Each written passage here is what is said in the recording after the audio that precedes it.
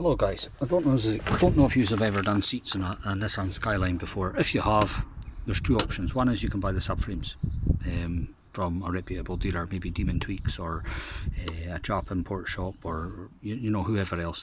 Or the other option is you can take the standard seats apart, which I done, and use the runners of the existing seats for here, because it leaves you with these mounting points. Okay, these are the 4 standard mounting points for the car. Okay, as you can see.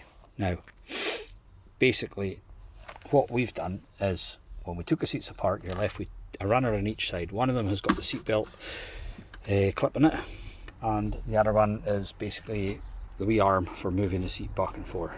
So what we've decided to do is we're going to take the existing subframes.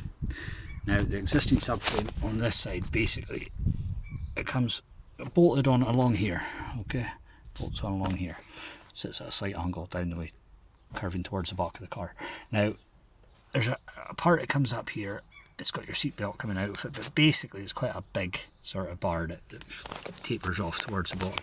So we're going to chop that off, basically, because what we found is when you put the seats on top of the existing cross members down here for the subframes, what happens is it comes down at a slight angle. It must be to do with the floor pan, but it's not a straight subframe, if you know what I mean. It sits at a slight angle and coming up, so your seat tends to hit that and kind of move up on one side. So what we're going to do is we're going to chop that off, use the runners that came with the seats, weld those on top of just the runner of the original seat, which will give us a nice snug fit down into the car, and hopefully